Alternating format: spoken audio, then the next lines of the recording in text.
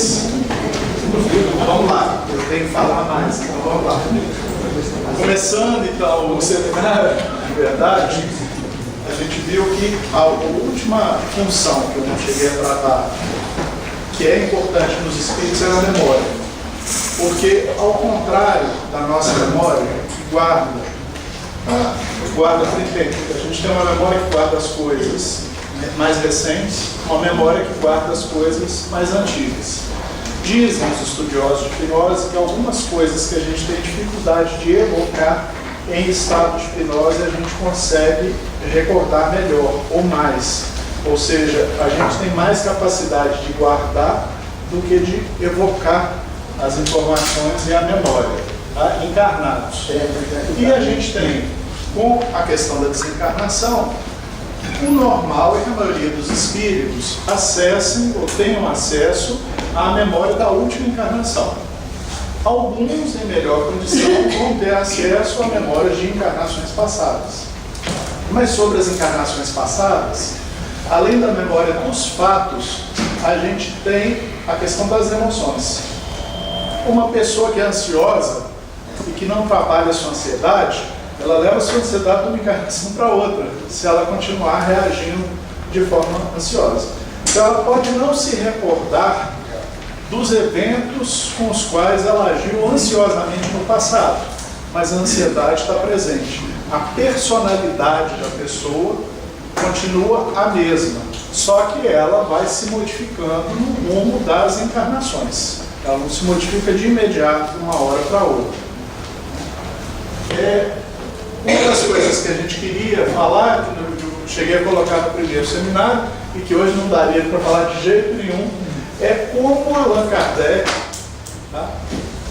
desenvolveu a ideia do atendimento espiritual, da desobsessão.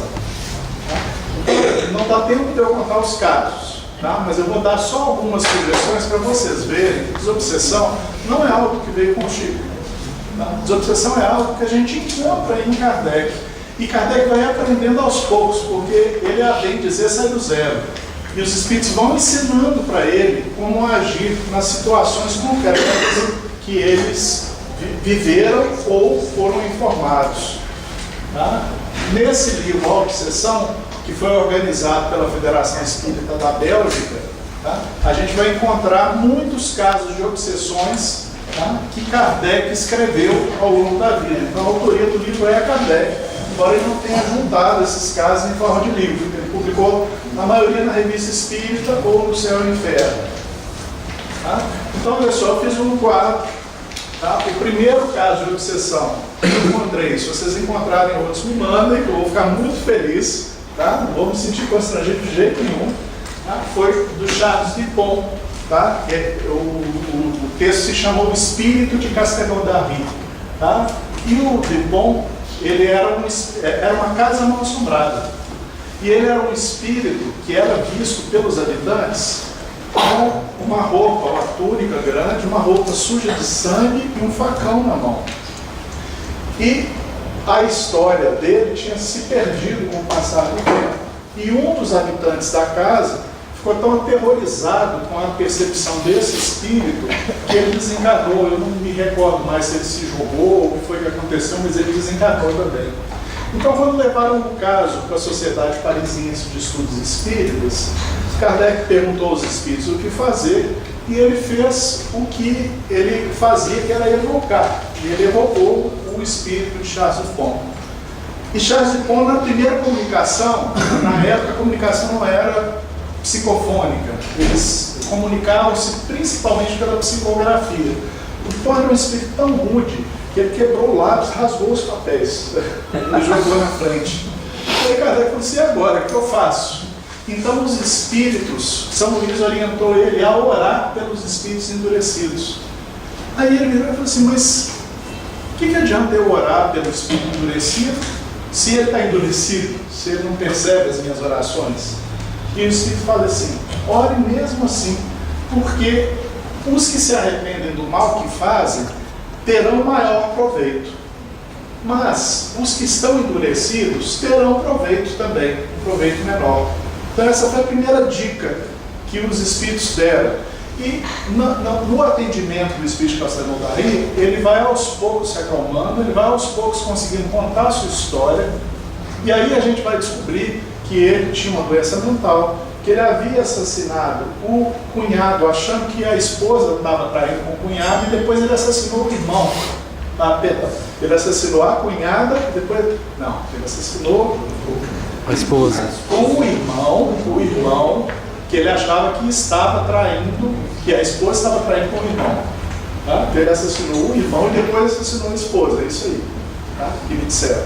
E depois ele ficou no ambiente, desencarnou e continuou perturbado no ambiente. E não foi atendido, a gente não sabe dizer porquê. Tá? E Kardec faz o atendimento na reunião e os fenômenos desaparecem. São as coisas curiosas. Tá? Depois Kardec vê os processos de Morzine, que é uma obsessão coletiva. Quase 200 pessoas em Morzine obsediadas com mudanças que aconteceram. E Kardec vê os espíritos se comunicarem, quase como se tomassem o corpo das pessoas. A gente sabe que os espíritos não tomam o corpo de ninguém, tá? Mas as pessoas ficavam de tal forma ligadas aos espíritos que Kardec mudou a opinião dele sobre as possessões. E falando, olha, eu havia dito que as possessões não existem, está no livro dos médiuns. Tá? Um ano depois, que é os processos de Morzine em 62, depois de 4 grandes publicações na revista Espírita, ele fala, não, existe a possessão. Só que a possessão não é um espírito tomar conta do seu corpo. É você, médium, ter tal grau de passividade que é como se eu estivesse conversando direto com o espírito. E ele é capaz não apenas de falar, ou de falar no seu ouvido, mas de fazer você se movimentar, fazer você se ver.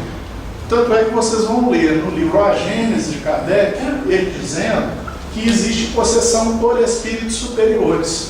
É o que a gente chamaria, na obra do Chico, tá? Mais especificamente nos domínios da mediunidade, se não me falha a memória, tá? O termo incorporação. Tá? Então o termo incorporação é um termo mais palatável do que possessão, porque a possessão está muito associada aos demônios do passado. Então a incorporação também não é um termo exato, mas é um termo melhor. Tá? Ninguém pensa em incorporação só por espírito inferior. Tá certo? Okay? Bom, depois tem o caso da senhorita Julie, na Saboia, que tinha 23 anos, é um caso de obsessão também. Não dá para contar os casos, gente. Vocês têm que pegar o livro e ler, tá? Eu já estou assim, estourando o horário. Então, aqui os espíritos ensinam que a senhorita Julie, que era tratada por um magnetizador, se não me falha a memória, ela deveria orar pelo obsessor. Tá? O obsessor da Julie, eu não sei se eu coloquei aí, eu acho que é Fredegunda, tá? que é a obsediada. Então ela começa a orar pela obsessora dela. Tá? E isso facilita a modificação, que era um outro espírito endurecido, perturbado. Tá? E eles começam a reunir-se com o espírito uma vez por dia para instruí-lo sobre o mundo espiritual. E depois que o espírito que passou a fase de resistência, o espírito viu que eles não queriam prejudicá-lo, a pessoa começou a instruir, literalmente doutrinar. Tá? Na época de Kardec, doutrinaram o espírito de Fredegunda que obsediava a senhora Julie, se eu não estiver trocando os casos, ok, gente? Paciência comigo. A Teresa B já foi na região de Marmanda, ela tinha 13 anos, tá? Foi em 64 também, e aqui o caso é interessante porque o espírito Pequena Cárita se assume de auxiliar essa adolescente, e ela vai dar diversas instruções. Tá? Ela vai falar então que era necessário evocar e dialogar com o obsessor. Ela vai dizer para não evocar durante as crises, porque a Teresa ela tinha crises e o povo tentava evocar e o espírito ficava irritadíssimo e piorava as crises da Teresa. Tá? Então espera ela estar numa situação melhor para evocar o espírito e conversar com ele. Abster de pregar moral ao obsessor. Eu achei genial para isso em Kardec. Ele vai dizer, você não deve fazer isso. Tá? Gente, se a pessoa teve mãe na vida, ele sabe o que deve e o que não deve fazer. Se ele está fazendo, não é por falta de mãe. É preciso uma outra abordagem. Ok? De uma uma forma geral, as pessoas têm noção do certo e do errado. Tá? Então, ficar pregando moral para alguém que tem ódio, por exemplo, por causa de um evento acontecido no passado, só o irrita mais. Ele sabe que ele não deveria sentir ódio, ele sabe que não deveria perseguir. Tá? E aí os espíritos costumam manifestar na nossa reunião.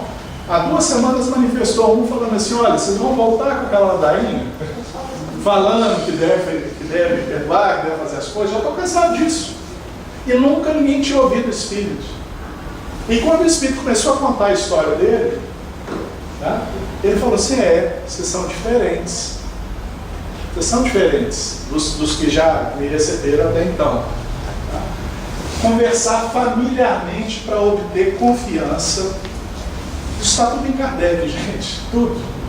Tá? Então conversa com o Espírito, vai aos poucos. Tá? Essa semana na hemodiálise, o colega estava elogiando um médico. E eu falei: por que seu médico é tão bom? A gente chega no consultório, ele já conta uma história da vida dele, a gente se sente em casa, aí confia e fala tudo para ele e tal. E ele pode avaliar e tal. É isso. Sempre que eu leio isso aqui, eu lembro de Ivone Pereira sendo levada para atender um obsessor de um familiar dela que induzia sintomas de tuberculose.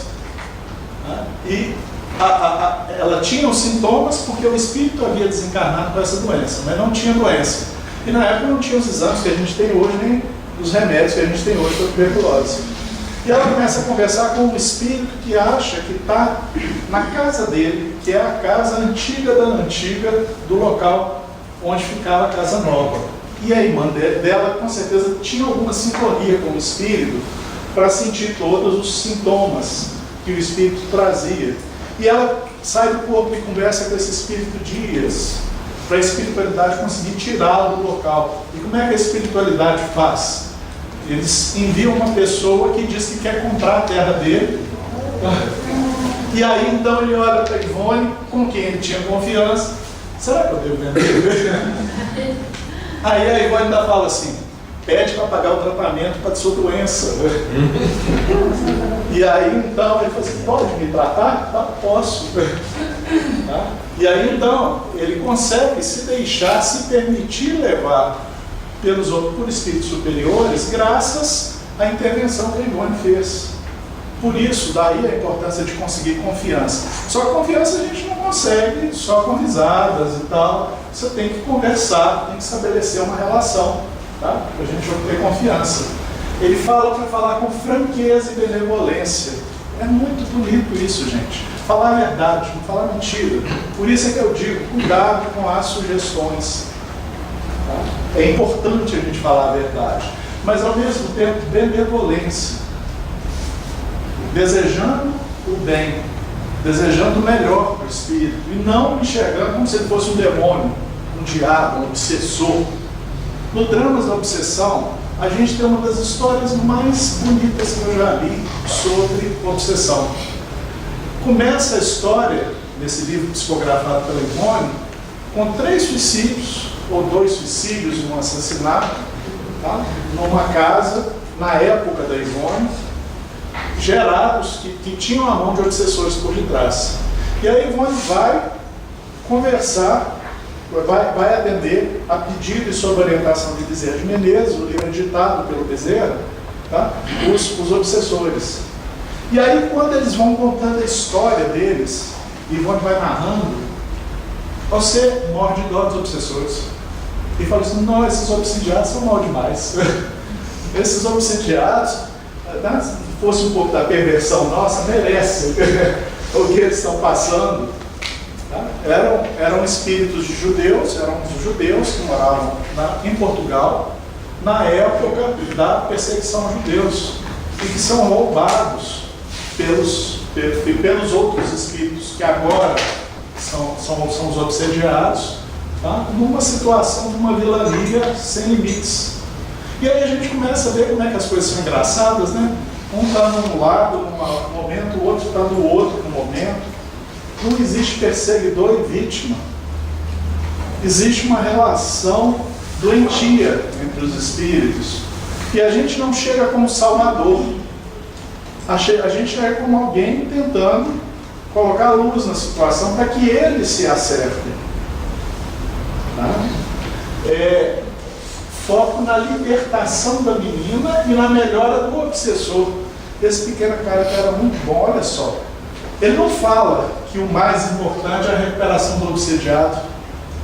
O foco deve estar um olho no obsediado, outro olho no obsessor. O obsessor como pessoa. O obsessor como pessoa doente. Mentalmente doente. Depois Rosa M, casada em 50, cara de 65, em que os espíritos sugerem a eles falarem com doçura, com sentimento e conduzir ao bem, o obsessor. A gente já tem Kardec aqui, um monte de coisa para a gente usar nas nossas reuniões. Isso não está no livro, mas vai estar no YouTube, não é isso? Tá. Bom, então a relação entre espírito comunicante, médium e outros membros da reunião mediúnica, a gente já começou mais ou menos a falar. Isso que eu acho mais importante disso aqui, para eu poder passar direto, é que está tudo ligado. O espírito que comunica, o médium e o atendente. É como se os três formassem, tá, uma única pessoa em conflito. Então, primeira coisa, o médium não é médium porque ele é capaz de captar apenas as ideias do espírito. O médium é médium porque ele capta as ideias e os sentimentos dos espíritos. Ele é capaz de captar os fenômenos mentais como um todo. E acontecendo a mediunidade, acontecendo a mediunização, o espírito também é capaz de perceber os sentimentos do médium. Então essa é uma primeira coisa importante. Se existe um mal-estar na reunião e um determinado médium não gosta de um determinado atendente, o atendente chega perto, o médico fala assim: lá vem fulano. Quem é o primeiro a perceber isso? O espírito. Como é que ele vai acolher o atendente? Lá vem fulano. Tá certo? Agora olha que coisa bonita. Quando o atendente consegue emocionar o médium, o que acontece com o espírito? Ele se emociona também, porque eles estão ligados. Então, se atendente e médium trabalham em conjunto, eles são capazes de uma influência sobre o espírito que sozinho lá no plano espiritual dificilmente se conseguiria.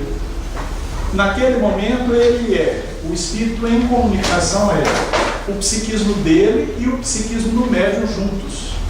Eles são os dois juntos. E as reações do médium são captadas pelo espírito, e as reações do espírito são captadas pelo médium. Ok? Nunca se esqueçam disso.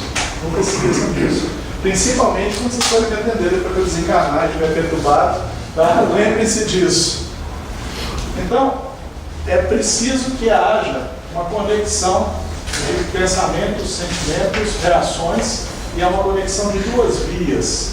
E é necessária a confiança entre médium e atendente. Então, se tem problema, é preferível falar, é preferível trocar de atendente e ir aos poucos superando, tá? Do que manter o atendimento, qualquer um é capaz de atender. Há diferenças. Esse laço de confiança é fruto de um relacionamento de trabalho bem sucedido. É por isso que aquele que está pipocando em reunião mediúnica vai pipocar o resto da vida. Tá? Porque é um relacionamento que a gente amadurece com o tempo. E a gente vai ter contato com os colegas da reunião mediúnica, depois vira família, depois de um tempo trabalhando juntos. Tá? Aí se eu chego e não gostei. Tá? É igual casamento, gente, no pacote completo. Espero que vocês tenham casado com alguém que tenha coisas que vocês gostaram. Porque com certeza no pacote deve ter vindo que vocês não gostam. E a vida conjugal é isso, né? A gente curte o que a gente gosta no outro e tolera o que a gente não gosta no outro. Não? E a gente não consegue mudanças muito radicais. Aqueles que casam, não, depois que casar eu vou consertar. Ledo engano, tá? Depois de casar piora, tenho certeza. Agora, piora antes de melhorar, não tenho esperança, tá? Tenho esperança. Então, é isso na reunião mediúnica também. Os dirigentes indicam quem atende devem estar sensíveis a essa questão, já falei. Os membros do grupo devem vibrar em favor do espírito comunicante durante a prática mediúnica. Quem não estiver atendendo, quem não estiver aplicando passe, quem não estiver dando comunicação e não estiver dirigindo, pode participar de que forma? Vibrando em favor da reunião. E quem é médium sente a vibração da reunião. E uma reunião com boa vibração facilita muito o trabalho mediúnico, por incrível que pareça. Tá? Às vezes, a pessoa que está lá vibrando, acha, eu não faço nada na reunião, engano dela. A gente tinha um companheiro de confisco assim, do Lourenço, tá? Aí a dona Ada chegava para ele, batia a mão assim no ombro dele e falava assim, nossa, usina hidrelétrica, deu tanto de energia que ela era capaz de perceber dele doando para a reunião. Eu, como dirigente, eu não gosto de deixar ninguém quieto. Então eu sempre arrumo algo para alguém fazer ao longo da reunião. Mesmo porque tem gente que começa vibrando e termina ressonando, né? Ou roncando, que é o que é pior. Né? Então, como dirigente, quando o companheiro está dormindo, eu não venho com segundas ou terceiras conversas. Tá? Eu chego para a pessoa que posta a mão no braço, pergunto se está tudo bem, tá? Pergunto se está consciente, eu acordo mesmo. Como você percebe? Você olha a pessoa dormindo, ela fica batendo a cabeça mais baixa. Mas não é difícil perceber quem está dormindo e quem está concentrado. Basta observar. Eu já vi dirigente dirigir reunião de olho fechado. Eu falei assim, gente, não dá. É de olho aberto, consciente, observando as coisas. Esse é o seu papel naquele momento. Ficava sempre em pé, caminhando? Ficava. Não caminhando demais ao ponto de perturbar a reunião. Tá? Mas eu sempre escolhi um ponto para ficar em pé que me desse uma visão global da reunião. Mas se eu tenho que indicar alguém para poder atender, por exemplo, eu vou andar silenciosamente até a pessoa, pergunto à pessoa se ela está em condição de atender, tá? E se ela está de acordo, ela vai lá e atende. Se ela não tiver, eu não discuto. Não é não. Tá? Na reunião mediúnica também, não é só carnaval não, tá, gente? Não é não. Tá? Aí a gente vai procurar outra pessoa para poder fazer o trabalho. Tá? Não só de ficar andando quietamente ao longo da reunião, não, mesmo porque é necessário observar todo mundo da reunião. Esse é o papel do dirigente naquele momento. Tá? Ele é a pessoa que primeiro é capaz de intervir dentro da reunião mediúnica. Aí, às vezes, alguns médiuns davam sugestões. E as nossas sugestões nas reuniões são dadas via dirigente. O médium está percebendo que o atendimento não vai bem. Ele percebe alguma coisa. Ele chama o dirigente, fala no ouvido do dirigente. E o dirigente pode falar no ouvido do atendente, ali naquele momento, dar alguma sugestão.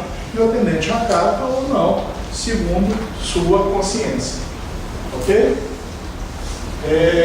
Bom, então, dois psicólogos, eu tirei ideia de dois psicólogos para a gente entender o que a gente faz na reunião mediúnica. Esse aqui, eu estou caminhando para a cabeça ficar igual a dele, o meu xará já está mais próximo dele, tá? É Carl Rogers, ele é considerado um psicólogo norte-americano importante por ter criado a primeira, segunda, terceira força da psicologia, que foi a escola humanista. Tá?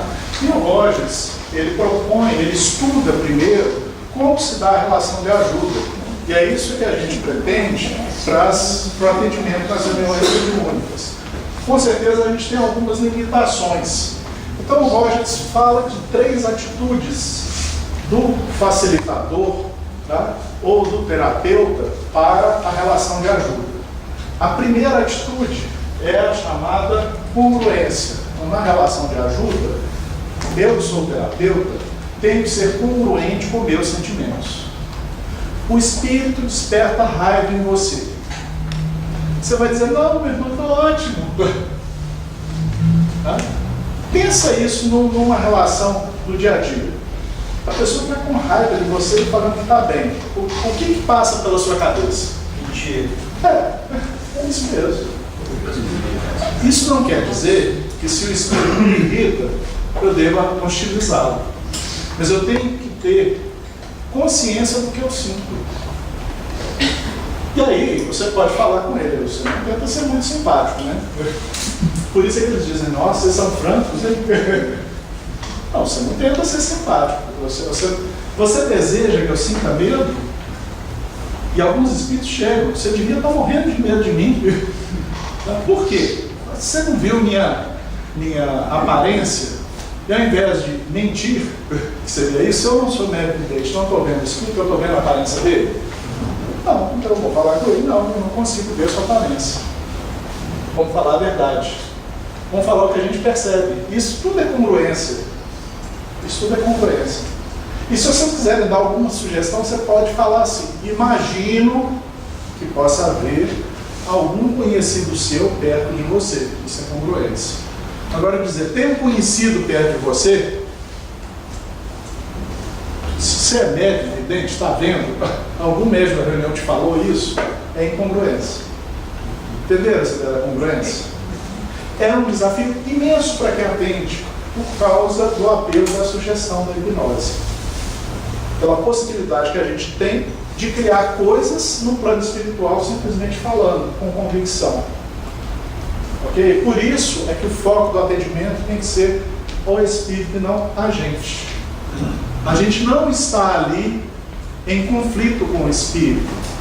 A gente está ali dialogando com ele, conversando com ele, para que ele possa se beneficiar dessa nossa relação. A gente não está lá discutindo com ele. Uma das coisas que os espíritos fazem para fugir do atendimento é trazer uma questão intelectual, por exemplo, a existência de Deus. Imagina se eu for inventar de discutir a existência de Deus com um filósofo ateu desencarnado. Eu estou lascado, gente. O cara já examinou as maiores cabeças pensantes do mundo e construiu um caminho para poder dizer que Deus não existe. Tá? Aí eu vou conseguir convencê-lo com argumentos intelectuais que Deus existe? Ele vai começar a falar assim: você não conhece Sócrates, você não conhece Platão, você não conhece... Ele vai começar a esnobar conhecimento. Eu não tenho nenhuma formação em filosofia, né, Lourenço? Eu vou apanhar dele, feio.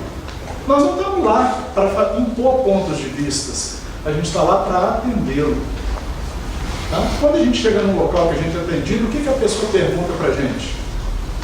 Como eu posso lhe ser útil? Então é isso. Como é que eu posso te ajudar? Como é que eu posso ser útil para você? Como eu posso ser útil? Tá? E às vezes a gente tem que explicar: não, nós estamos aqui para isso, para ouvir. A gente está aqui para poder te atender. Ok? Muito importante. Segunda coisa, compreensão empática. Muito difícil, porque a gente tende a enxergar as outras pessoas com os nossos olhos. Então, numa dada situação, a gente pensa assim: como eu reagiria nessa situação? A compreensão empática é o seguinte: não é que ele reage nessa situação, o que é que ele sente? Por que é que ele age assim? É eu conseguir enxergar o universo com os olhos do outro. Isso é que é empatia. É muito, muito, muito difícil, não é fácil. A gente pensa assim: eu na situação dele faria assim. Não, mas não sou eu na situação dele, é ele. Como ele reage? Como ele faz? E mesmo se a gente pensa eu na situação dele, já é um avanço. Como no caso do Dramas da Obsessão. O Frei deu branco, querendo ficar com a noiva do filho do advogado judeu. Querendo ficar com ela. E ele leva todos para a Inquisição, todos para a tortura, para ficar com a filha e para ficar com os bens. Como que vocês reagiriam se isso acontecesse na família de vocês? Ô, gente, eu com todo o meu espiritismo não sei não. Eu honestamente não sei não. Eu tenho bons propósitos, mas determinadas coisas são muito sofridas, muito difíceis. Aí chega o atendente e fala: meu irmãozinho, eu tenho uma antipatia de meu irmãozinho, porque a gente já está diminuindo o espírito quando começa a dar na boca, né? Essa é uma coisa que diminui o espírito. Não. Meu irmãozinho, você precisa perdoar. Aí o outro vira e fala assim: feliz, você não teve a esposa assediada por aquele, sei lá o que ele vai falar. não preciso repetir aqui. Ok? Ou seja, você não entende o que eu passei. A empatia é ser capaz de compreender o que ele passa, na situação que ele passa, como ele passa. Isso é importantíssimo ao atendente. E olha, não é fácil. Já aconteceu, eu estava ruim esses dias aí para trás, o médium me descreveu o espírito todinho. Era para eu entender que o espírito não era do Brasil, não havia desencarnado no Brasil, tinha desencarnado na Inglaterra. O médium tinha percebido isso. E ele descreveu para eu perceber que as roupas não eram, que ele apresentava não eram as roupas usadas no Brasil. E eu não percebi. Falta de atenção. E aí depois ele falou, olha, era um espírito inglês, na época tal, não sei o quê. Eu falei, puxa vida, e eu achando que fosse um coronel daqueles interiores do Brasil, tá? E não era um coronel. Então, a gente precisa tomar cuidado com as sutilezas. E o médium precisa ser capaz de informar ao atendente, porque o atendente não necessariamente é médium, também não necessariamente está percebendo. Então, o que o médium puder fazer para facilitar o trabalho do atendente, ele deve fazer. A informação que ele puder dar para facilitar o trabalho do atendente, ele deve dar. Durante a comunicação? Durante a comunicação. Da comunicação do espírito a Deus. Não, você não. É difícil, pelo menos para mim, na minha experiência mediúnica, quando eu estou ligado ao espírito, é como se fosse um fiozinho de teia de aranha. Então, se eu desconcentro, o fio se rompe. Então, eu preciso fazer um esforço grande para manter-me na linha do espírito. Mas o médico psicofônico, que tem um pouco mais de habilidade, ele pode fazer como esse meu colega fez. Olha, eu sou do século XVIII, eu sou inglês, mesmo que o espírito não tenha falado. Tá? Ele pode dar uma informação, eu estou sentindo muita raiva, mesmo que o espírito não tenha falado, para que o atendente possa avaliar em que situação ele está atendendo, especialmente se o atendente estiver dando bola fora. E nesse caso, desse cara aí, como que foi treinar o espírito? Não fala perdoar. Eu ainda não cheguei no final do livro, eu li ele com 15 anos, então eu esqueci o final. Mas está sendo todo um trabalho que está sendo feito pela espiritualidade. Eles vão no local onde houve suicídios, retiram os judeus de lá. Um dos espíritos que vai atender, ele era judeu de outra encarnação, ele se apresenta. Uma reunião mesmo, onde é o caso desse, que a gente aprendeu. Então, assim, você sabe que esse espírito já passou por um trabalho anterior. Ele vai chegar e vai ter todo o ódio dele para poder falar sobre os outros. Qual é a primeira coisa que eu falei que a gente precisa fazer? Escutar. Primeira coisa. Por que você está aqui? O que está acontecendo com você? Por que você tem tanto ódio? E ele vai contar. E ele vai contar uma história de violência. Não, ele vai contar a história de violência. À medida em que ele conta a história de violência, ele, o médium e o atendente vão estar refletindo sobre essa história. O movimento não é do atendente, o movimento é do espírito. A gente acha que a gente tem que mudar a cabeça do espírito. Não. A gente tem que criar condições para que o espírito perceba o que está fazendo e saia em situação melhor do que aquela que ele chegou. Há espíritos que comunicam-se 2, 3 vezes em nossa reunião. Há uma continuidade. Há outros que o que a gente consegue fazer é muito pouco.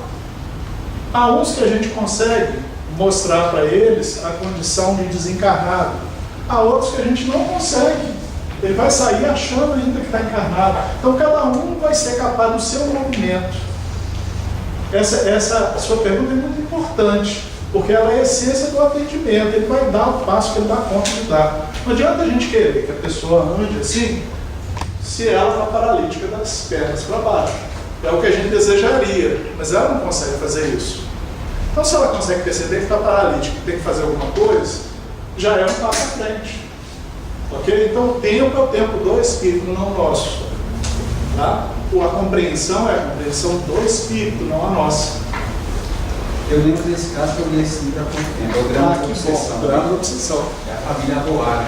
Isso, E eles Timóteo Aboado. 400 anos presos na época da Inquisição em Sim. Portugal. E Jesus era um nome que não devia nem dizer para ele, porque eles tomaram Jesus como inimigo. Então, a importância do aculturamento do atendente, porque ele usou, na diálogo com esses espíritos, a palavra Rabone, Isso. é o mestre dos rabinos. Aí ele daria valor. Não, eu quero conversar com esse Rabone aí. Sim. Mas não falou Jesus. Sim. Senão afastaria. A Esther também, a futura nora dele, que iria ser nora dele, tá? Se converteu ao cristianismo, mas vai acolhê-los também com respeito. O espírito toma a forma de quando ele era judeu, para ele poder ser recebido pelo outro espírito. Ele era judeu realmente, era congruente. Não era a aparência atual dele, mas era a aparência anterior dele. Então, eles foram tão desrespeitados na sua religião, na sua religiosidade, que se alguém se apresentasse como cristão, eles o entenderiam como inimigo. É todo um processo. Nós temos que ler esses livros, gente. O pessoal lendo um monte de coisa aí, e esses livros são extremamente densos, cheios de informação. As pessoas estão abandonando, porque o Ivone desencarnou, porque não está mais no nosso meio. Nós precisamos ler esses livros, estudar, ver passo a passo, né, Vitor? Bom, a terceira coisa é a aceitação positiva incondicional. Isso é muito mais difícil. Tá? Se congruência é difícil, compreensão empática é difícil, aceitação positiva incondicional é aceitar o Espírito como ele é. Timóteo Aldoado é um rabino judeu. Então tem que aceitá-lo como rabino judeu. Aí o infeliz do atendente nem escutou nada do Espírito, falou assim, mas Jesus ensinou isso. E aí ele, que é rabino judeu, vai virar e falar assim, mas eu quero que Jesus vá para o inferno, né? Esse crucificado e aqueles que seguem o crucificado. Eu estou assistindo uma série do Netflix que foi filmada na Turquia, acho. Então, o personagem principal é turco. O vilão é cruzado. Isso, esse mesmo. Isso mesmo. E aí, o que a gente vê? É o muçulmano tendo uma visão negativa do cristão.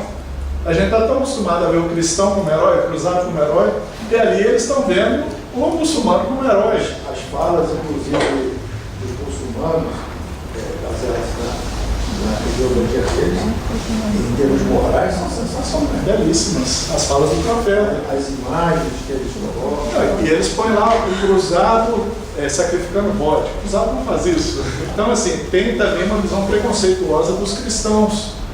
Tá? Não, eles fazem feitiçaria. Da mesma forma que a gente às vezes imagina os muçulmanos. Tá? E os problemas do mundo estão por aí. Eu estudei uma coisa chamada gestão de competências. E estudei um autor que o desafio dele foi identificar quem seria bom negociador para a Marinha dos Estados Unidos. E aí uma das coisas que ele virou e falou assim, ó, vou jogar tudo que a psicologia sabe no lixo, jogou.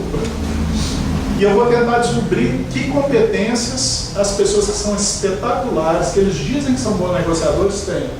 Uma das coisas que ele descobriu que eles tinham era a seguinte, ele era capaz de enxergar a lógica do adversário com o qual ele estava negociando.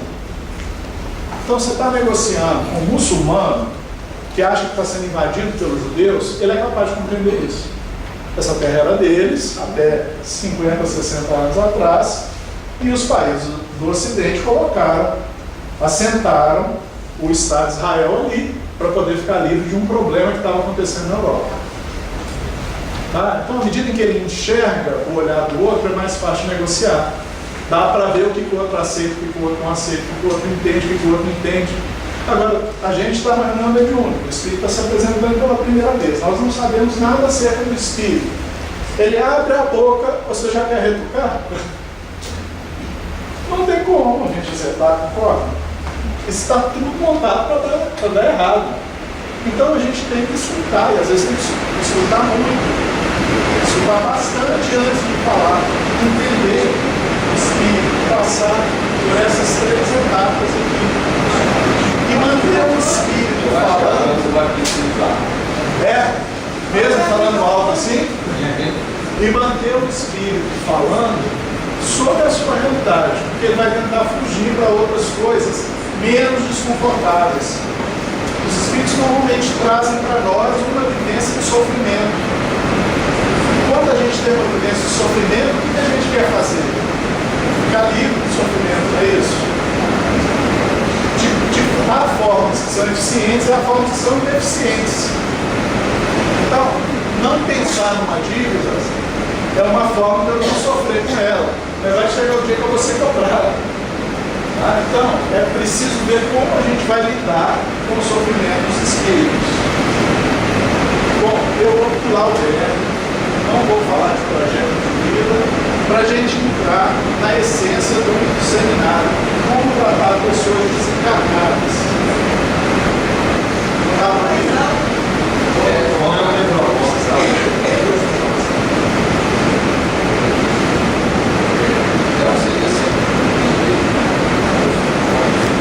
Bueno, ligar.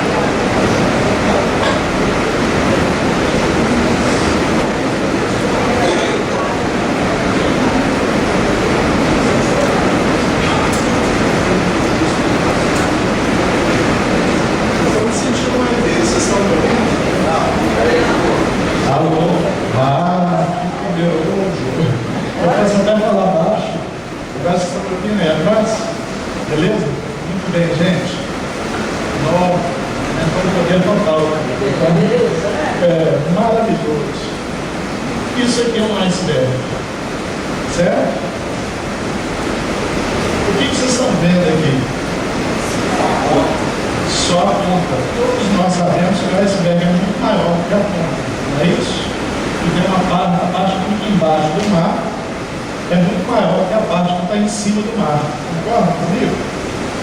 Então, na nossa reunião mediúnica, aí comunica um espírito autorizado, que o médium mostrava as sensações até físicas do alcoolismo durante a comunicação, sem consciência de que tinha desencarnado. Tá? Ele achava que ele tinha bebido, que tinha saído e estava próximo ao local que ele havia bebido.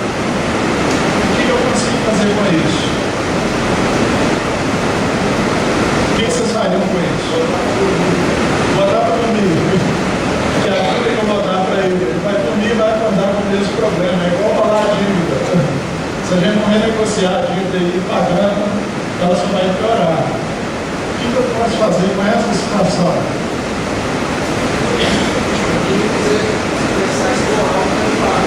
Começar a explorar para debaixo. Então, a gente põe o espírito para fora. E o que estava debaixo? Então, à medida que ele foi contando a história dele para a gente foi perguntando e ele foi falando, nós descobrimos que ele era alcoolista, que ele era. Que ele bebia, ele perdia o controle, que ele não conseguia viver sem beber e que ele já era antes da desencarnação. E que por ser alcoolista, tá, as filhas, querendo proteger os netos da influência dele, se afastaram dele. E ele foi abandonado pela família. Então ele era alcoolista, foi abandonado pela família e bebia para esquecer que ele foi abandonado pela família. Isso é um círculo vicioso. Tá? E ele sofria porque foi abandonado pela família. Como é que eu sei isso? Que ele sofria? Terceira parte, o médium nos contou. Tá? Tinha uma baixa autoestima, ele acreditava que ele não era capaz de sair da situação na qual ele se encontrava, tinha sido proibido de visitar os netos, estava deprimido, claramente deprimido, e ele apenas suspeitava ter desencarnado. Já suspeitava. Porque ele sabia que tinha alguma coisa errada acontecendo, mas ele não desejava entrar nessa condição. Então, o que a gente conseguiu fazer com esse espírito? Depois da gente ouvir tudo isso, a gente conseguiu acolher o espírito. E o espírito aceitou ser acompanhado para um local fora de onde estava. E só pediram para ir lá despedir dos amigos. Eu tenho que despedir dos meus amigos que estão lá e tal. Tchau, fulano, tchau, Beltrano e tal. Foi o que a gente conseguiu. Mas olha como é que o cenário muda. Imagina o atendente abrindo a boca só sabendo isso aqui, e o atendente abrindo a boca sabendo tudo isso aqui. E o que é pior, à medida em que o espírito vai falando, ele também vai tomando consciência disso aqui. Se o atendente começasse a falar aqui, tá? Não fui eu quem atendi esse caso, tá? Ele ia falar para o espírito parar de beber, por exemplo. esse o problema. A bebida era sintoma, não era problema. O abandono era problema, a baixa autoestima era problema. A bebida não. A bebida também não é a solução. A bebida agrava o problema. Mas muitas outras pessoas já falaram para ele parar de beber. Ele não está nessa situação depois de desencarnado, né? Porque ele não soubesse que não deveria beber, porque ele não soubesse que a bebida faz mal para ele. É claro que ele sabia que a bebida faz mal para ele. Avô sem neto, gente, tem coisa mais horrível do mundo que isso. Né? Avô sem neto é uma coisa muito triste. Né? Ouvir mais e falar menos. O homem traz a gente para um seminário sobre atendimento aos espíritos e manda falar menos, mas manda ouvir mais também. A gente tem esse caso aqui do livro da Noite do Hermínio, tá? Que é um espírito disfarçado de sofredor. Olha que interessante. De novo, estamos com um iceberg aqui. O espírito chegou conversando com o Hermínio, tá? E o que ele falou? Que ele era um espírito muito sofredor e que não queria sair do mundo estava, que estava sofrendo muito. E o Hermínio olhou para o espírito, isso eu imagino, né? Porque está no livro, né? E falou assim: tem alguma coisa estranha nesse negócio. E o que ele fez? Começou a ouvir. E ouviu. E aí o espírito começou a fazer de louco. Era uma mulher, né? E começou a cantar uma canção infantil. Aí o Hermínio percebeu: esse espírito está aí ficando na conversa. Esse espírito não está querendo ser atendido. Tá? Ele está usando dispositivos para poder fugir da conversa. E ele continuou. E aí o espírito começou a se mostrar como ele era. Eu não quero conversa. Tá? E começou a contar uma história de raiva, de ódio, de rancor. Que ele estava cansado de ir nas reuniões e as pessoas chamarem ele, coitadinha. Que ele queria que o Hermínio tivesse aplicado uns passos e despachado esse. Por isso que ele se apresentou como sofredor. Olha só, em cima do iceberg e embaixo do iceberg, quem é esse espírito? Aí ele lembra de ter sido levado à prostituição e de ter muito ódio por ser uma jovem de 18 anos que foi praticamente induzida à prostituição, tá? Numa época medieval moderna. E aí então, o Hermínio leva essa jovem a uma lembrança passada. E aí, nas simetrias históricas que ele fala, as coisas se revertem. Essa mesma jovem foi levada à prostituição, ela tinha sido senhora romana. E como senhora romana, ela fazia o que queria com os escravos. E a escrava que viu a irmã morrer por ela ter dado determinadas ordens e que acabou sendo levada por ela à prostituição, que era considerada natural no Estado romano, na época, era papel de escravo mesmo, fazer sexo com quem o senhor quisesse, que o escravo, o senhor ou a senhora quisesse sexo. Tá? Então, ela lembra de uma vida na Capadócia, na qual uma escrava se matou para não ser usada pelo filho e a irmã submeteu-se. Tá? Então, teve uma simetria histórica na história. Então, ela começou a ver que o que fizeram com ela também tinha feito. E aí muda totalmente a consciência da situação e a avaliação da situação. Ok? O que a gente deve escutar? A história pessoal do espírito comunicante. Nada de ficar discutindo sobre Deus, nada de ficar discutindo política, nada de ficar discutindo religião, nada de ficar discutindo pontos externos. A gente está lá para atendê-lo. Nos interessa a história dele. Não nos interessa nem a nossa história. O momento é dele. Não desejar pegar o espírito, dar lições, apontar contradições, isso só irrita. Tá? Isso é o que minhas filhas gostam de fazer comigo. Quando eu faço alguma coisa contraditória, pai, você está fazendo isso e tal. E como é que eu reajo? Com raiva, é claro, né? Isso é normal.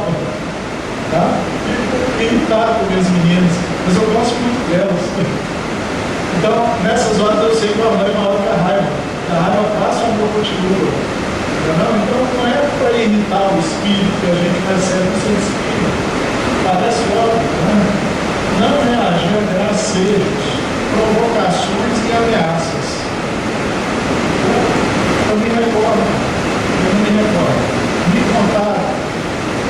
uma reunião mediúnica com seu Virgílio de Almeida. E o Espírito começou a fazer graça.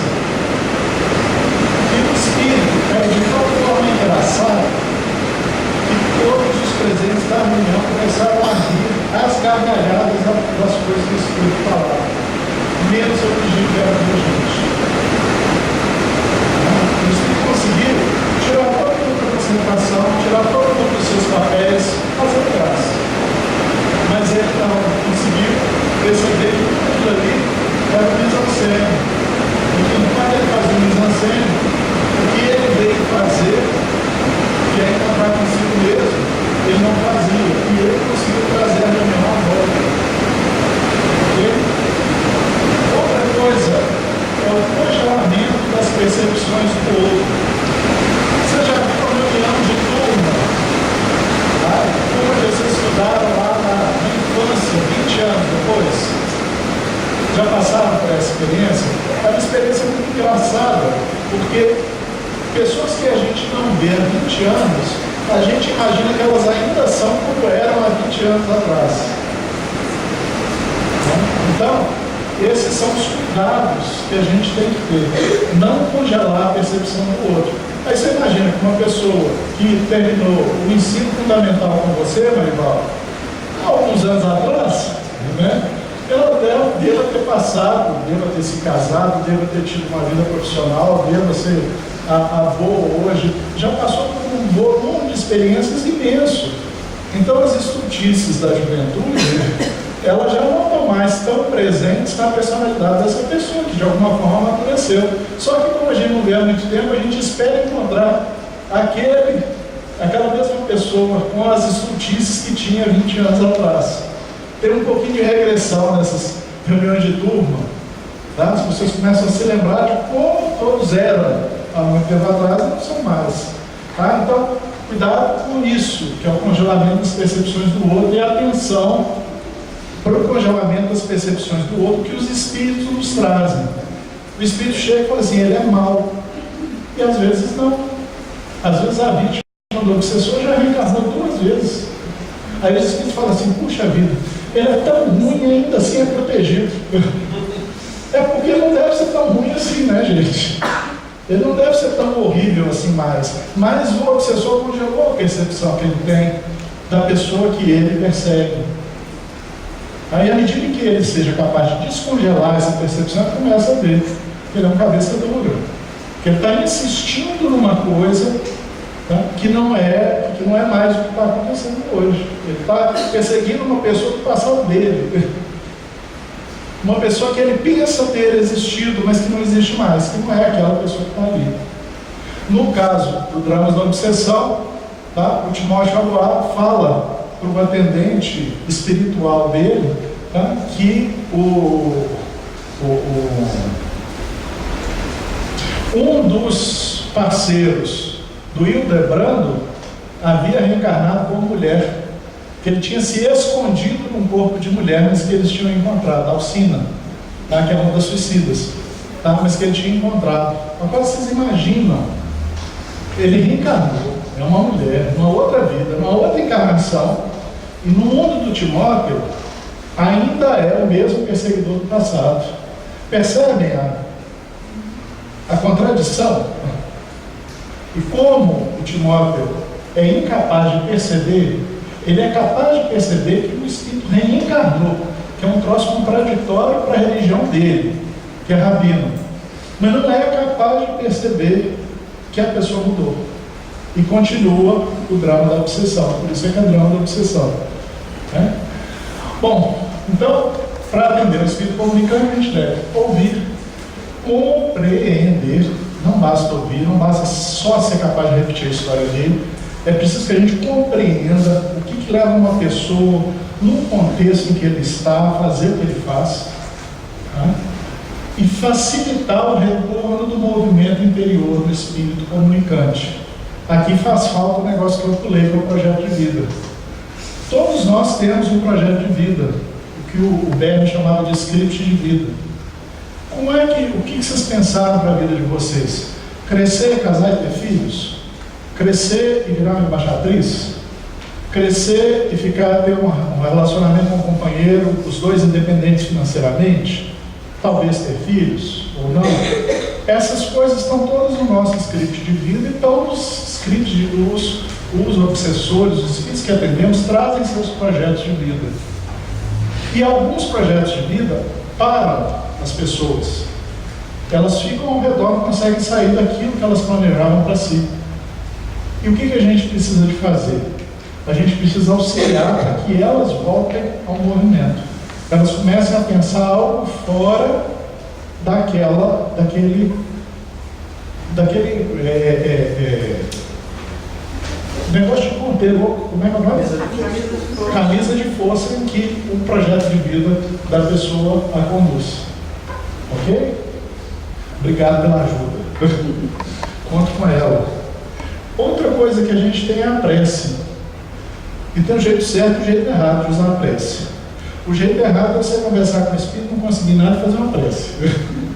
Esse é o jeito errado. Porque é você que está fazendo a prece e o Espírito continua sem condição de fazer prece. O jeito certo de fazer prece é fazer a prece junto com o Espírito. É convidar o Espírito para fazer a prece com a gente.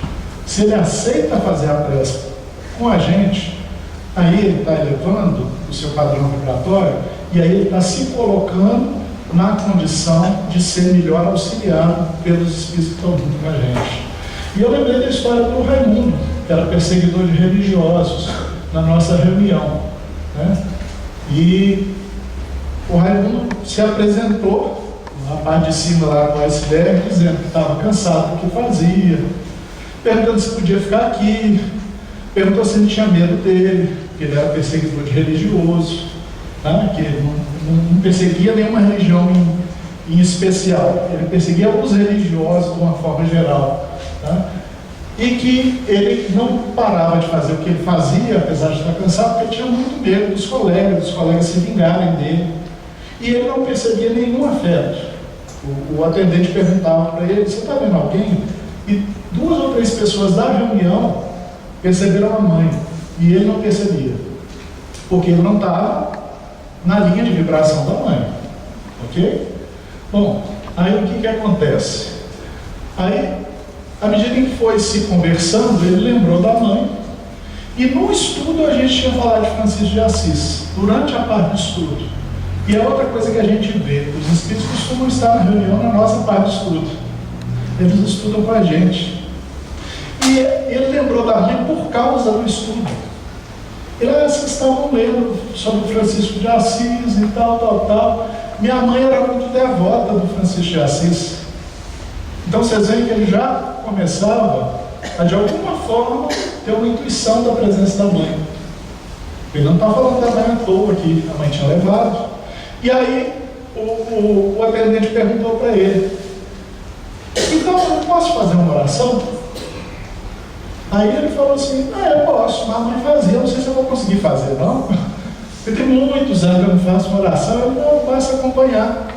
E ele acompanhou. E o atendente recitou a oração. Desculpa, eu tenho que tirar esse slide da apresentação, porque eu sempre passo vergonha quando eu conto. Eu me emociono de lembrar o atendimento. O atendente falou em voz pausada a oração de Francisco de Assis: Senhor, fazei de mim um instrumento de sua paz. O espírito foi atendido, o espírito notificou, e a mãe se comunicou através do mesmo médium. O espírito se afastou e a mãe se comunicou. E dizia que há muito tempo ela tentava resgatar o filho no plano espiritual, e que era muito difícil para ela resgatar o filho, pela própria situação que ele se colocou ao longo da vida.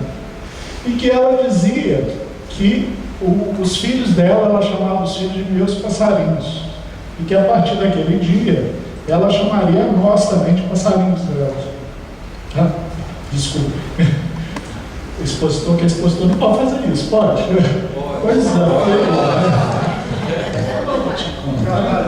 Coisa feia. O pior é que eu não aprendo, eu sempre mantenho esse slide, não sei porquê. Quando eu lembro, sempre emociono. Então vocês estão vendo que não é demover a pessoa do que ela queria fazer. Não é uma conversa meramente emocional. A pressa que foi um gatilho apenas. Um gatilho para ele sair do projeto de vida dele, que é ser perseguidor e colega de perseguidor, com medo dos colegas, uma vida que ia para frente, e aceitar uma mudança. E essa mudança parece um pequeno passo para nós, mas é um grande passo para o Espírito, ao ponto da mãe vir agradecer, como se necessário fosse. Tá? Outro recurso que a gente tem. Então, esses espíritos que vêm com as reuniões mediúnicas, eles são trazidos pelos. Alguns deles são trazidos pelos Espíritos. Alguns a gente vai buscar, entre aspas. A gente se sintoniza com eles. Sim. De como que vêm esses espíritos, quais, né? Uma reunião bem orientada, normalmente você tem uma equipe, essa equipe trilha os espíritos que vêm, é o que a gente lê no André Luiz. No livro Dicionários da Luz você vai ver isso, mas no livro Nos Domínios da Mediunidade você vai ver muito isso. Ele mostrando. Então, são pessoas que mesmo em nosso lar, os mensageiros, a gente vê isso também. São familiares que estão preocupados com o espírito, que estão numa situação difícil, que pedem auxílio a espíritos superiores com mais recursos para que eles possam trazer. E tem essa necessidade de trazer mesmo, da nossa ajuda, do nosso auxílio. Tem um benefício que é capaz de fazer se a gente fizer a nossa parte direito. É isso. Aqui no plano espiritual, o espírito que está em estado de perturbação, ele não está sentindo que o espírito superior está lá do lado dele. Você lembra do André Luiz falando do Clarencio, que visitou o André Luiz diversas vezes e que o André Luiz não registrava? Se o Clarencio tivesse sido levado se o André Luiz tivesse sido levado a uma reunião mediúnica, né, o médium teria sido capaz de registrá-lo. E se ele se permitisse entrar em relação mediúnica com o médium, o mundo de sensações do médium seria o mundo de sensações dele. Então ele estaria muito mais aberto ao atendimento, ao diálogo, à boa influência, do que se ele estivesse só no plano espiritual. Isso não quer dizer que a gente é todo poderoso, tá? Porque a gente não é. Nós estamos aqui aprendendo, tateando no escuro. Mas significa que a gente precisa ter uma noção de que o nosso trabalho tem consequências. E que a gente deve fazer o nosso trabalho da melhor forma possível, não de forma ritual. Senão vira um trabalho ritual. Um trabalho que a gente chega, faz as coisas, não sente nada. Terminou, orou, tchau, beijinho, tchau. Tá, não é isso. Tá? A gente está aqui com uma finalidade, é esse o objetivo do nosso livro. Deixar escancarada essa finalidade e os recursos que a gente tem para poder atingi-la. Nós vamos acertar sempre? Não. Nós vamos errar. Tá? Depois de eu ter feito esse seminário, na semana seguinte ao seminário do Célio Xavier, eu fiz uma barbeiragem. Se o espírito é muito endurecido, mesmo que quer conversa e tal, não deve. Nós vamos chegar lá. Não deve fazer uma prece preta. É aquilo que o Kardec falou, lembra? Kardec falou, eles se beneficiam, tá? Mas não tanto quanto os que estão abertos a receber a prece. Pode-se fazer. Pode-se fazer, mas é um recurso mais pobre. Mas Se eu consigo dialogar com o Espírito, se eu consigo fazer com que o Espírito se volte a si mesmo, tudo que eu fizer vai ser muito mais intenso para a vivência dele do que tudo que eu fizer de longe, com medo de conversar com o Espírito, com medo de escutar o Espírito, preocupado com o horário que vai terminar. Você já foi atendido por médico preocupado com o número de pacientes que tem? Dá vontade de matar, tá, gente? A gente às vezes fica lá sentado esperando o diabo do médico mais de 40 minutos, aí quando chega a nossa vez, o sujeito quer tocar a gente de qualquer jeito. Tá? Você vê que o psicólogo nem podia fazer isso. Até já que Lacan, né, colega? Nem podia fazer isso. Bom, aqui é uma situação também muito interessante. Era um espírito que foi percebido na casa de um dos membros da nossa reunião. Ele estava com a mãe com uma doença neurológica, né? E a mãe percebia o espírito na casa. Né? E o espírito gostava do ambiente de cigarro, e os filhos dessa mãe fumavam em casa. Tá? E o espírito se comunicou através do médium, e esse espírito se comprazia em ficar lá no meio do lar, gerar conflitos e usufruir da sensação dos cigarros. Ele não tinha ligação pessoal com a mãe ou com os filhos. Tá? O próprio ambiente doméstico atraiu esse espírito à casa. Tá? E ela havia sido trazida por um protetor. Aqui ela fala que ela foi trazida contra a vontade dela, que eles tinham um protetor no lar, e que o protetor tinha trazido. Esse protetor pode ter sido o próprio médium, que entrou em contato com o espírito antes de ir para a reunião mediúnica. Né? E aí então, a gente foi conversando, e nada do espírito se devolver. Até que o atendente perguntou para ele isso aqui: o que vai acontecer no futuro se você continuar ligado a eles dessa forma? Quando é que isso termina? E aí o espírito começou a parar para pensar: é mesmo, eu estou há muito tempo, o que eu estou fazendo aqui nesse meio e tal? E aí ele perguntou: para onde eu vou? Para onde eu vou? Ele começou a pensar no futuro: para onde eu vou? E aí, o mais curioso, terminou o atendimento, terminou a reunião. 2 meses depois eu perguntei para o membro da nossa reunião: a senhora de cabelos negros, porque esse aqui está meio ruim, né? A senhora de cabelos negros, aparece, sua mãe falou dela novamente? E não falou mais. Então, existe, além da doença neurológica da mulher, existia um espírito no ambiente espiritual, e ela o percebia, e não era fruto da doença. Existia um espírito mesmo lá, e ele se afastou, e ela parou de percebê-lo. Não é curioso? Essas coisas a gente aprendeu com Allan Kardec. Né? Outra coisa são a recordação de eventos passados. O papai achava extremamente perigoso de ser imposto, tá? Mas que pode ser naturalmente o fruto de um diálogo. E o Hermínio tem uma série chamada História que os Espíritos Contaram. O primeiro livro da série é esse aqui, As Mãos de Minha Irmã. Tá? O primeiro é esse mesmo, As Mãos de Minha Irmã. Tá? Em que ele conta, por exemplo, histórias em que ele usa técnica.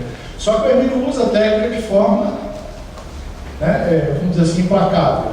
Ele usa a técnica a despeito da vontade do espírito, que a gente pretende usar esse tipo de técnica de forma um pouco mais respeitosa. Tá? Então, um caso que aconteceu foi de uma senhora, amiga nossa do movimento espírita, tá? Que estava diagnosticada com transtorno de pânico, e que a filha acreditava que tivesse também obsediada, e o caso foi levado à reunião. Tá? E ninguém conhecia a história dela na reunião. E aí se comunica um espírito de um africano que havia convivido com ela, uma encarnação passada, que ela foi dona de senhora de escravos, dona de terra, tá? E ele vai contando a relação dela com ele. E ela dizia assim para ele: você é um animal, vai morrer como animal. Tá? E ele tinha ódio, e parece que a presença do espírito desencadeava a crise de pânico. O registro espiritual. Ela tinha síndrome de pânico? Tinha. Orgânico. Precisa ser tratado? Precisa ser tratado. Mas com um componente espiritual. Tá? E aí então, o espírito dizia que ele era uma espécie de delegado do plano espiritual. Ele fazia funcionar a lei. E que, como ela tinha feito essas coisas, alguém tinha que cobrar dela que ele ia cobrar. E que, como ele ia cobrar, ele ia fazer o que ele tinha planejado para poder fazer. E aí o que acontece? Aí então, a espiritualidade o induz à percepção da vida passada. Nesse caso, eu acho que ele viu como se fosse uma tela na frente dele e começou a ver as coisas que ele havia feito numa outra encarnação, em que ele era um cavaleiro, tinha invadido um povoado e desnecessariamente, sem ordem do comandante, tinha aniquilado uma jovem, que era quem? A mulher, que ele dizia que era protegida. Tá certo? E aí ele começa: não, eu não fui capaz, porque até então toda a história dele se baseava na justiça, no discurso da justiça. É justo o que eu estou fazendo porque ela fez o mal. E agora? Ele também tinha feito antes com ela. Então todo esse rigor, esse discurso da justiça se volta contra ele. E ele vai ter que fazer o mal com ele mesmo. E aí ele começa a perceber que não é bem assim que funcionam as coisas. Ele tem um discurso formado sobre o universo, mas esse discurso está frágil. E aí então ele desistiu da obsessão. Mas ela não foi curada do transtorno de pânico. Continuou frequentando psiquiatras para tratamento. Ok? Bom, jovens, há espíritos que desencarnam jovens e continuam na condição de jovens. Eu lembro que uma médium do grupo Emmanuel, quando um colega nosso, Toninho, desencarnou. Toninho era músico, né? E o Toninho, ele falava 5 gírias uma palavra normal, 6 gírias uma palavra normal. E foi a coisa mais curiosa da minha vida ver essa médium do grupo Emmanuel dando comunicação por ele. Porque ela tropeçava nas gírias, você via que ela não conseguia falar as gírias, e ele havia desencarnado mais ou menos recentemente, e ele falava do mesmo jeito que ele falava enquanto encarnado, e totalmente diferente dessa nossa forma aqui de falar. E a médium ficava tropeçando, porque chegava uma palavra que eu acho que ela nem sabia o que era, e ela repetia, e parava, e engasgava. Então ele continuava com os mesmos sinais de juventude do após a desencarnação, e a gente tem que respeitar isso. Muitas e muitas vezes na nossa reunião a gente viu jovens e crianças desencarnados nas mais diferentes condições se comunicando. E se a criança continua criança após a desencarnação, ela precisa de um tempo para retomar o seu passado, e a gente vai tratá-la como criança. A gente pode o quê? Dar segurança, fazer a criança entender onde está, fazer a criança confiar em quem cuida dela, auxiliar na percepção de familiares desencarnados. É como a gente pode explorar esse tipo de espírito que se apresenta assim para nós. Não dá para tratar a criança como adulto. Ah, não, você é um espírito adulto, na verdade, você tem que voltar a lembrar de quando você era. Não, gente. Tá? Tem uma natureza, entre aspas, uma natureza espiritual, tá? Da vida mental. E a gente tem que respeitar esses ciclos das pessoas. Tá? Seja como criança? Desencarna como criança e se apresenta como criança. A gente teve na nossa reunião meninos que foram baleados no morro e que se comunicam, meninos que estavam brincando de futebol e que foram atropelados e que se comunicam, meninos que foram perseguidos por traficantes e que se comunicam. Eu estou perguntando que o Simone fala que não, que a criança logo imediatamente é resgatada para o tratamento que não tem criança, não problema nenhum. Bom, sim, eu estou dizendo que na nossa experiência tem espíritos que se comunicam como crianças. Tá? E eu já vi inclusive bateragem de atendente com esse tipo de espírito. Tá? Tinha um amigo nosso, um atendente nosso, que ele trabalha com evangelização infantil e no meio com os meninos do morro, e ele chama ele de tipo biscoito. E ele fica felicíssimo, ele vira a própria criança no meio das crianças. Aí ele estava atendendo, ele não estava no meio das crianças, brincando com as crianças como criança. Aí ele chega para o menino, está tentando fazer o menino entender que ele tinha desencarnado, ele falando assim: vamos brincar de atravessar a parede? Aí o menino olhou para ele e disse: moço, mas você é esquisito, hein? O menino está desencarnado, não tem consciência que está desencarnado, ele é criança, mas ele não é bobo, né? Ele queria mostrar para o menino que ele era capaz de atravessar a parede, que por isso ele tinha desencarnado. Não é assim, né, gente? Não é desse jeito. Diga, Marival. Pergunta que eu faço. A criança está informada lá no Kardec que a criança, assim que ela morre, antes dos 7, que o processo reencarnatório se fez aos 7 anos, né? O processo de reencarnação.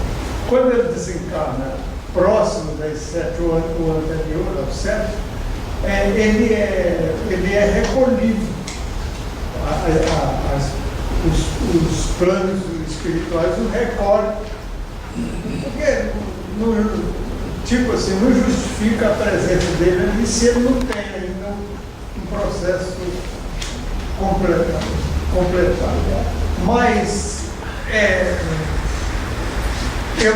a minha pergunta é sobre numa reunião mediúnica, a criança, o médium recebe a criança anos seguidos. Quer dizer, estou te pensando um caso que passa de 10 anos, por exemplo. É coerente isso? Pode ser que o espírito queira se manifestar com uma imagem que dê confiança ao médium.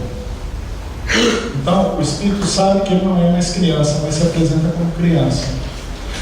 Há um caso semelhante, mas diferente, tá? De um espírito que se apresentava como preto velho. Nada pessoal, tá, meu irmão? E aí, ele se apresentava dessa forma, e as pessoas perguntaram para ele se ele só tinha tido aquela encarnação. Ele: não, eu fui filósofo grego, mas essa foi a encarnação que eu mais aproveitei. Então eu faço isso em homenagem à experiência que eu consegui, ao que eu consegui crescer nessa encarnação. A gente vê Emmanuel, 2000 anos depois, apresentando-se como senador por Deus. Ele não teve encarnações depois, ele mesmo não narrou algumas de suas encarnações. Por que ele se apresenta como senador? Porque aquilo de alguma forma foi marcante. Então é possível isso. Pela plasticidade, o espírito pode dar a forma que ele quiser.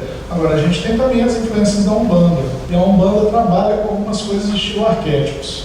Então você tem determinadas categorias. Os espíritos não se apresentam como eles chamam de egus, que são os espíritos dos mortos, mas como categorias. E uma dessas categorias são os meninos de Angola, por exemplo. Então a gente vai imaginar que os meninos de Angola sejam todos crianças? Não, são espíritos que tomam essa forma, ou então são fruto da criação mental dos médios. Aí não se trataria como um fenômeno mediúnico, que tem uma determinada característica e que faz com que o médium da Umbanda se sinta seguro em dar comunicação sempre àquele mesmo espírito. Eu acho que a questão é muito complexa, é por isso que não dá para a gente julgar só de ver, é por isso que a gente tem que escutar. De volta à ladainha do professor Jader, a gente precisa escutar primeiro cada caso. Pergunta para o espírito: por que ele adota a forma infantil durante 10 anos? Por que você é sempre criança? Vocês não crescem ali? Pode ser um mecanismo de defesa também? Pode ser um mecanismo de defesa também. Pode ser um mecanismo de defesa. Eu não sei, a gente precisaria ver com o espírito. Né? Os espíritos são pessoas, cada um age de um jeito, eu preciso saber qual que é o jeito que ele age. Tá? Licantropia e transformações. Licantropia é um termo da psiquiatria. Quando a pessoa se sente um animal, qualquer que seja, apesar do termo licus, né, do latim ser lobo, tá? Mas qualquer animal, qualquer paciente psiquiátrico que haja, que aparente ter a consciência de ser um animal, é chamado de licantropia. Tá? Então, é preciso sempre entender essa relação entre a forma e o conflito do espírito. De novo, é um fenômeno de plasticidade. Kardec fala que os espíritos não retrogradam, então a gente não vira animal. A gente se sente como um animal. Se vocês voltarem à Libertação, de André Luiz, o espírito obsessor, ele usa da culpa de um espírito que abortou e o induz a se sentir uma loba. Você não foi uma mãe, você foi uma loba, lembra? Saturnino. Marival, pé de guerra, obrigado. Tá? Aí o que ele faz?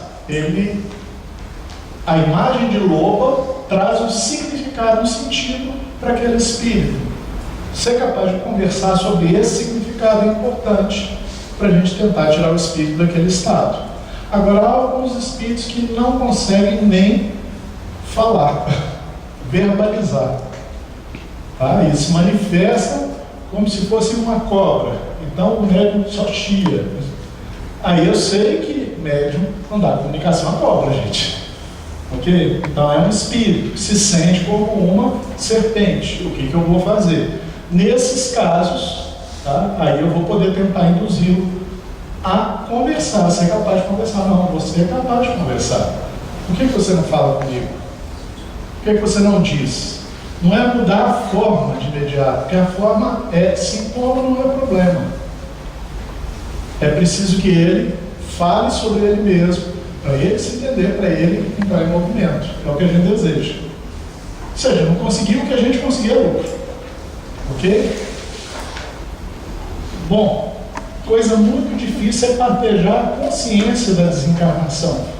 Porque sendo a desencarnação uma origem de sofrimento, o espírito não vai querer aceitar que ele desencarnou. Vocês já pararam para ver que trabalho que dá desencarnar? Tá? Sua vida vai mudar toda. Fazer parte, tirar aos pouquinhos do espírito. Tá? A gente não chega lá, bom, tem médico que faz, né? Corta e tira a criança. Né? Mas quando a gente faz o parto natural, a gente espera a criança conseguir sair do útero da mãe. Então é isso, a gente vai tentar levar o espírito aos poucos para poder perceber que ele está desencarnado, e às vezes a gente não vai conseguir. Tá? Mas vocês conhecem a história do gato sobre o muro? Eu não sei contar piada, então eu vou pedir um favor para vocês. Quando eu terminar de contar, vocês riem, ok? Que aí eu me sinto menos constrangido. Mas é a história, tá, de um homem, o seu Zé, que tinha um sítio. Tá? E aí então ele tinha um homem, que era o caseiro, que cuidava do sítio, que era o João. Né? Aí o João telefonou para ele. Ele, João, bom dia. Bom dia, seu Zé, seu gato morreu. Aí ele ficou chateado, tal, foi no sítio, aí chegou, conversou com o João, falou: João, é o seguinte, você está me dando uma notícia ruim, chata, eu gostava muito do meu gato, então a gente não dá notícia assim, a gente dá notícia devagar. Ele então você podia ter falado assim: olha, o seu gato subiu no muro, a gente não conseguiu pegar, o seu gato escorregou, aí seu gato caiu, e aí você fala que ele ficou muito machucado e depois que ele morreu. Você entendeu, João? Ah, claro, Zé. Então, você vai ser mais cuidadoso da próxima vez. Ah, estou entendendo perfeitamente, Zé, o senhor tem razão. Aí telefona o João na semana seguinte: seu Zé, o que foi, João? Sua mãe subiu no muro. É isso. Não façam como o João. Ok? Não façam como o João. Então, o que a gente começa a fazer? A gente conta pelas beiradas, como bons mineiros que somos. Tá? Fala para o espírito, conversar sobre o contato com a família. Alguns já chegam falando: eu estava no hospital, minha mulher estava lá todo dia. Agora a mulher sumiu, me abandonou. O que aconteceu com a mulher? Me deixou, ela me largou? Divorciou de mim? Tá? E aí você começa a explorar com ele as coisas que ele está vendo, que ele está percebendo.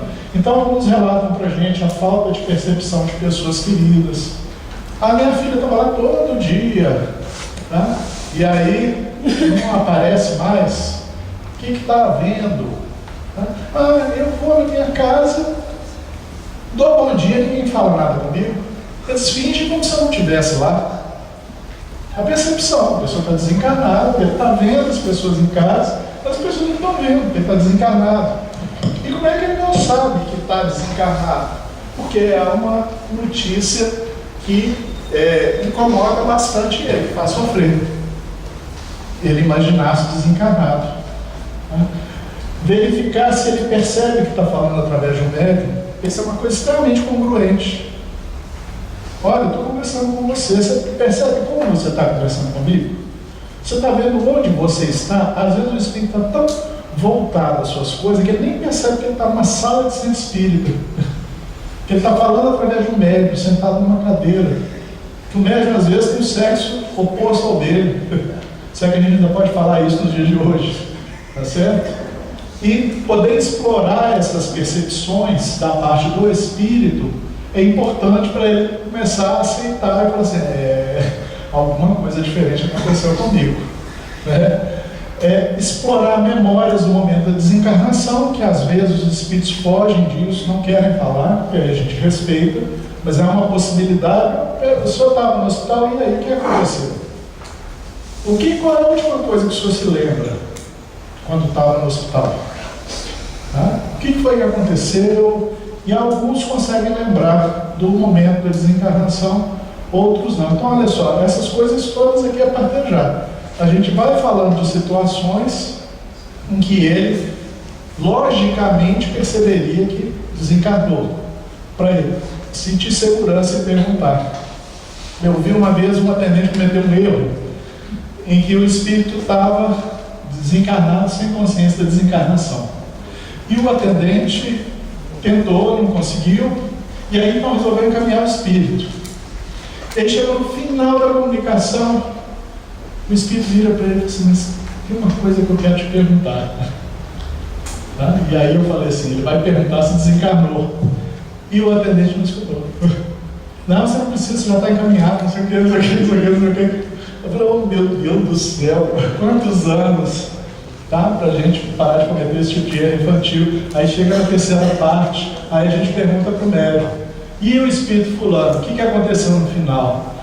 No final ele estava suspeitando que ele havia desencarnado, e era isso que ele queria perguntar para o atendente. Mas como o atendente estava mais preocupado em falar o que ele queria do que em ouvir a necessidade do espírito, perdeu a oportunidade.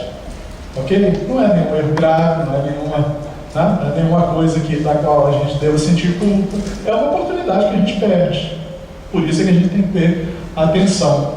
E eu lembro que a mais curioso dos atendimentos foi de um camponês que, quando ele percebeu que tinha desencarnado, ele não ficou preocupado com o que ele perdeu, não. Ele virou e falou assim: gente, para a atendente, para a Mara, mas o que vai ser de mim agora? O que vai ser de mim? Morri, perdi minha casa, Ele computou as perdas todas que ele teve. E o que vai acontecer com a minha vida agora? E é uma pergunta extremamente correta.